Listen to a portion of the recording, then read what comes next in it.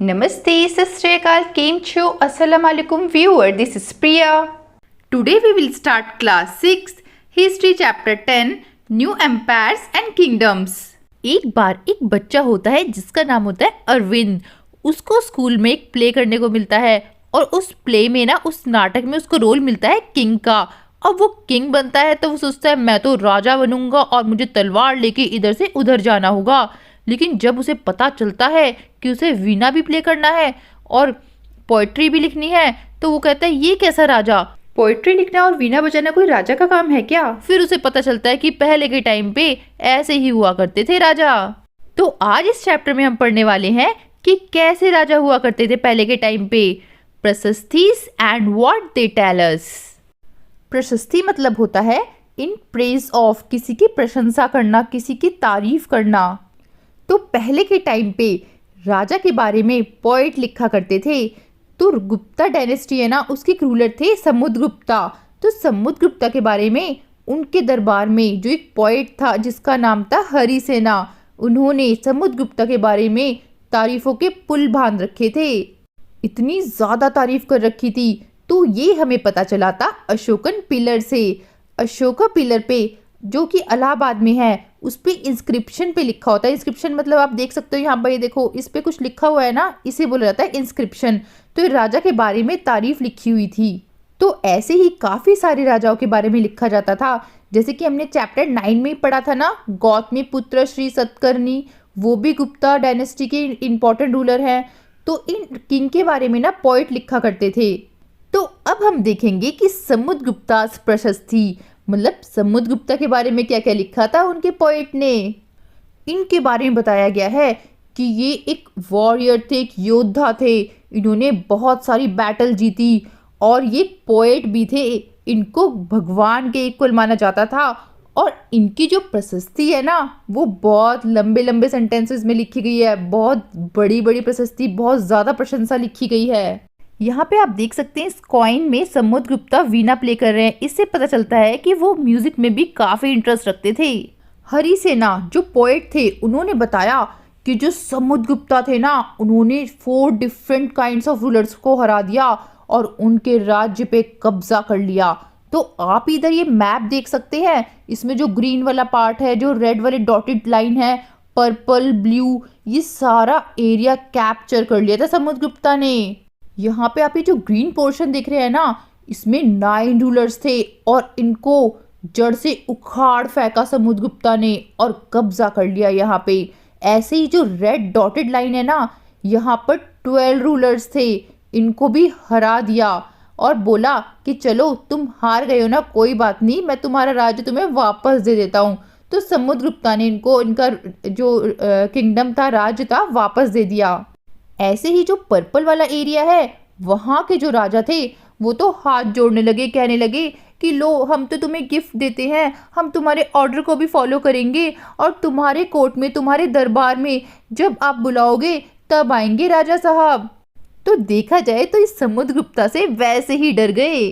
अब बात करें अगर ब्लू वाले एरिया की, जो ब्लू आप एरिया देख रहे हैं ना मैप में, तो यहाँ पे थे कुशानाज और शाकाज, इनको भी हरा दिया समुद्रगुप्ता ने। और जो श्रीलंका के जो रूलर थे ना वो क्या करते थे कि जो उनकी बेटी होती थी उनकी शादी कर देते थे समुद्रगुप्ता के एम्पायर में, जिससे कि रिलेशन अच्छे बने रहे समुद्रगुप्ता से, क्योंकि कोई भी पंगे नहीं लेना चाहता था समुद्रगुप्ता से। जीनियोलॉजीज मतलब होता है लिस्ट ऑफ एंसेस्टर्स। जैसे कि जो समुद्रगुप्ता थे ना उनकी प्रशस्ति में उनके great grandfather, grandfather, father, mother सब के बारे में लिखा हुआ था। उनकी मदर का नाम कुमार देवी था जो कि लिच्छवी गण से बिलोंग करती थी। और जो उनके फादर थे ना उनका नाम था चंद्रगुप्ता। और वो गुप्ता डायनेस्टी के पहले ऐसे रूलर थे जिन्होंने ग्रैंड टाइटल का यूज़ किया था, महाराज अधिराजा। जैसे आपने सुना होगा कि जैसे कोई राजा का दरबार होता है उसमें बोलते हैं ना महाराज अधिराजा पधार रहे हैं, टेंटेड़े। बट जो उनके ग्रेट ग्रैंडफादर और ग्रैंडफादर थे वो महाराजास ये टाइटल यूज करते थे। तो इससे ये पता चलता है कि देखो फैमिली के बारे में लिखा है तो यानी कि फैमिली भी इंपॉर्टेंट हुआ करती थी। और जो समुद्रगुप्ता थे उनके बेटे का नाम था चंद्रगुप्ता II। इनके बारे में हमें कॉइन और इंस्क्रिप्शन से पता चलता है। इन्होंने वेस्टर्न इंडिया वाला जो पूरा एरिया है और जो शाकाज है ना उनको हराया था, उस एरिया को कैप्चर किया था। अब हम देखेंगे कि हर्षवर्धन और हर्षचरिता क्या थी। अभी तक हमने ये देखा था कि जो गुप्ता रूलर्स हैं उनके बारे में इंस्क्रिप्शन और कॉइन से पता चलता था, लेकिन अब कुछ ऐसे भी रूलर्स हैं, ऐसे भी किंग हैं जिनके बारे में हमें बायोग्राफी से पता चलता है। बायोग्राफी मतलब होती है जैसे कि कोई पोइट है वो किंग के बारे में लिखे, मतलब कोई पर्सन किसी और के बारे में लिखे तो उसे बोलते हैं बायोग्राफीज। तो जो किंग था एक हर्षवर्धन, तो उसके दरबार में उसके कोर्ट में एक पोइट था जिसका नाम था बाणभट्ट। तो बाणभट्ट ने हर्षवर्धन के बारे में हर्षचरिता लिखी थी, एक बायोग्राफी लिखी थी जिसका नाम था हर्षचरिता, और वो संस्कृत में लिखी गई थी। उसमें जो हर्ष थे ना, हर्षवर्धन थे, उनके बारे में काफ़ी अच्छी अच्छी बातें लिखी गई थी। वेंगजेंग के बारे में मैंने आपको पहले चैप्टर्स में बताया हुआ है। तो वेंगजेंग ना इनके कोर्ट में आए थे, इनके दरबार में आए थे, हर्ष के दरबार में, और काफ़ी टाइम इन्होंने स्पेंड किया था पूरे कोर्ट के बारे में, पूरे दरबार के बारे में देखा था कि कैसे दरबार में लोग काम करते हैं, क्या करते हैं, ये सब कुछ। हर्षवर्धन के जो फादर थे और जो बड़ा भाई था उनकी डेथ हो गई थी, इस वजह से इनको थानेश्वर का किंग बनाया गया था। और जो इनकी सिस्टर थी ना, उनकी शादी जिसके साथ हुई थी, मतलब इनके ब्रदर इन लॉ लगेला वो, तो जो इनके ब्रदर इन लॉ थे वो कन्नौज के रूलर थे। तो एक बंगाल का रूलर था, उन्होंने इनको मार दिया था, इनके जो ब्रदर इन लॉ को है उनको मार दिया था। तो अब हर्षवर्धन को गुस्सा आया, अभी तुम किसी को मारोगे तो गुस्सा तो आएगा ना। तो हर्षवर्धन ने क्या करा कि बंगाल के राजा को मार दिया और पूरा बंगाल कैप्चर कर लिया, कब्जा कर लिया पूरे बंगाल पे।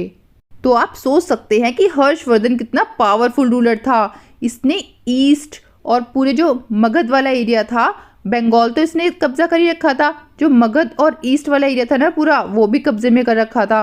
बट ये किसी किसी जगह पे सक्सेसफुल नहीं हो पाए, जैसे कि जो नर्मदा रिवर है ना उसको क्रॉस करके डेक्कन वाले एरिया में जाना चाहते थे।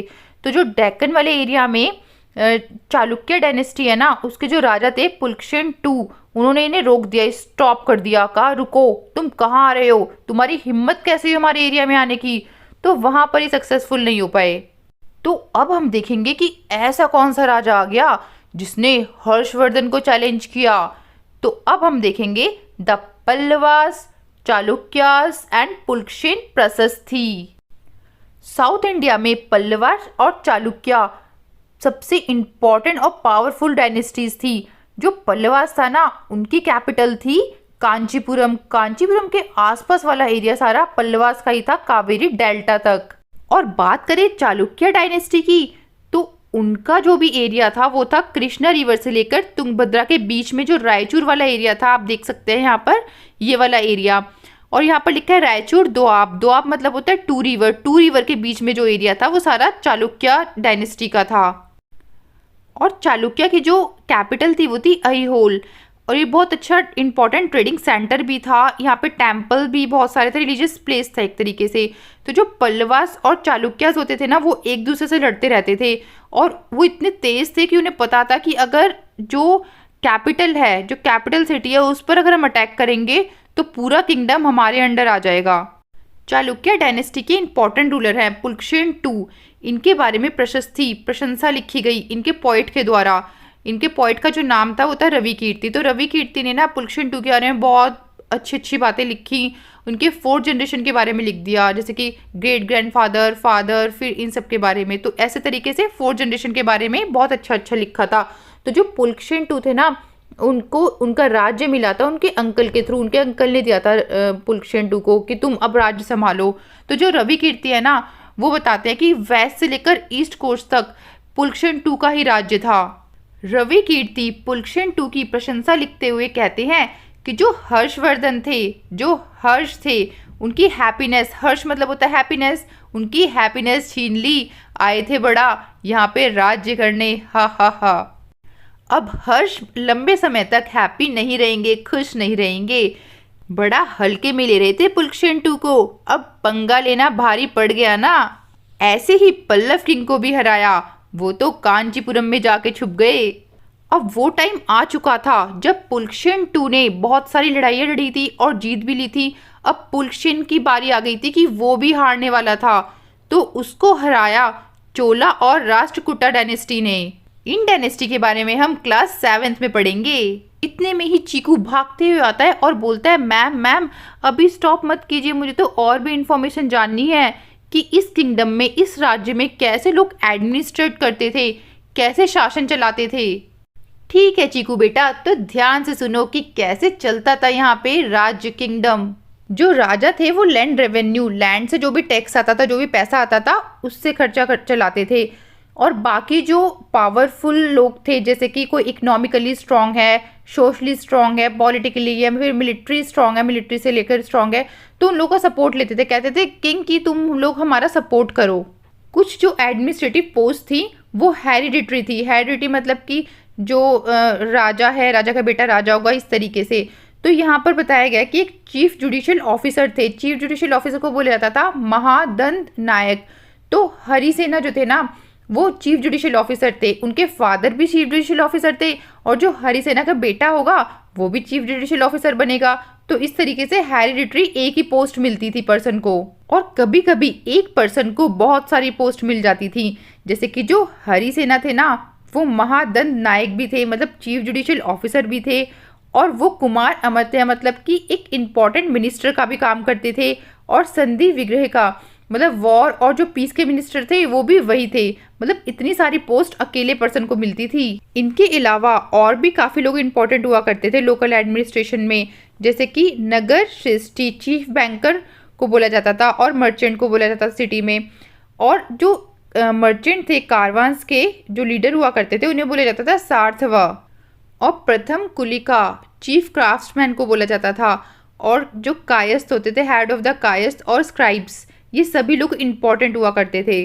अब इनमें जो भी पावरफुल होता था वो ये सोचता था कि क्यों ना मैं खुद का ही किंगडम बना लूं, खुद का ही राज्य बना लूं। A new kind of army. अब कुछ रूलर्स के ना वेल ऑर्गेनाइज्ड आर्मी होती थी। जैसे कि उनकी आर्मी में एलिफेंट्स, चैरियट्स मतलब रथ, कैवलरी, घुड़सवार, फुट सोल्जर्स होते थे। तो जो मिलिट्री का लीडर था ना, वो जब भी राजा उसको ऑर्डर देता था तो मिलिट्री के लीडर को सभी सोल्जर्स को लेकर आना पड़ता था जहाँ भी राजा कहता था वहाँ पे। तो अब राजा जो है ना, इनको रेगुलर सैलरी तो देता नहीं था। कहता था एक ये लैंड है, इस लैंड में से जितना भी रेवेन्यू आएगा, जितना भी टैक्स आएगा, उस पैसे से अब तुम अपना काम चलाना, मिलिट्री को या जो भी मेंटेन करना है, तुम सारा खर्चा पानी अपना इसी से ही करोगे। और मिलिट्री का जो लीडर होता था उसे बोला जाता था समंता। तो जो भी समंता होता था ना, वो अगर ये देख लेता था कि राजा बहुत वीक पड़ रहा है तो उस राजा को हटा के खुद राज्य करने लगता था। आपसे एग्जाम में पूछ सकते हैं कि हु इज समंताज, तो आप इसका आंसर देना samantas were military leaders. Assemblies in the southern kingdoms. अब ये जो साउथ इंडिया वाला एरिया था ना, यहाँ पर हमें पता है पल्लवास थे। अब पल्लवास के इंस्क्रिप्शन में लिखा गया है कि यहाँ पर एक लोकल असेंबली होती थी, मतलब सभा होती थी। इस सभा में जो ब्राह्मण लैंड ओनर्स थे ना, बस वही पार्टिसिपेट करते थे।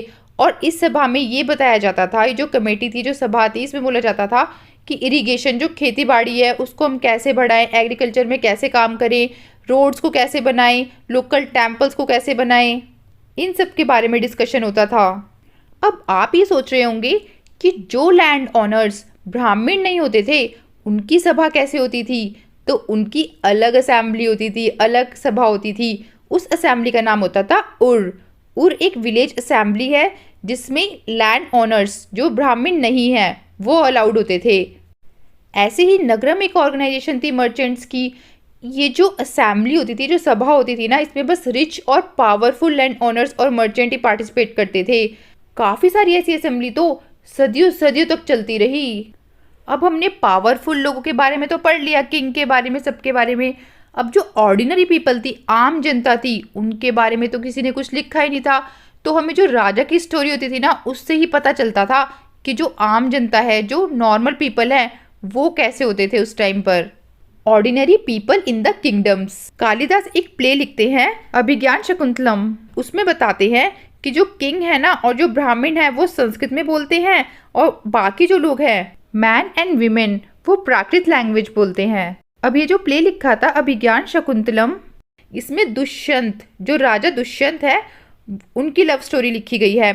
तो वो ना शकुंतला एक वीमेन है जिनसे वो प्यार करते हैं, उनको वो रिंग देते हैं।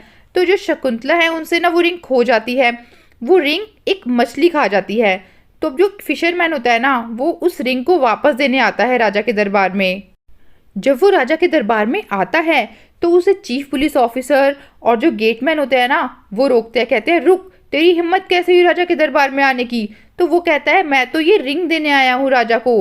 तो बोलते हैं रिंग, इसका मतलब तू ही चोर है, तूने ही चुराई है रिंग, चल राजा के पास। तो वो राजा के पास लेके जाते हैं। तो राजा ही देख के बहुत खुश हो जाता है और उससे रिवॉर्ड देता है।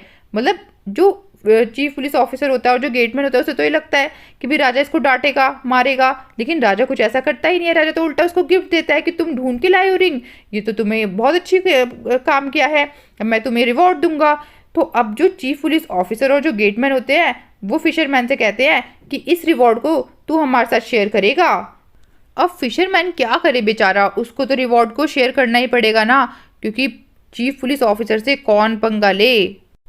ऐसे ही जो एक चाइनीज पिलग्रिम थे ना, फाइयान, उन्होंने अनटचेबल लोगों के बारे में लिखा कि उन लोगों के साथ बहुत बुरा बर्ताव किया जाता है, उनको शहर के बाहर रहने को बोलते हैं और कहते हैं जब आप अंदर आओगे ना शहर से, तो आप जैसे कुछ कोई वुड की कोई चीज़ हो, जैसे कि ढोलक वगैरह, उसको बजाते हुए आओ, जिससे कि लोगों को पता चले कि अनटचेबल पीपल आ रहे हैं और उनसे अलग हो जाएं।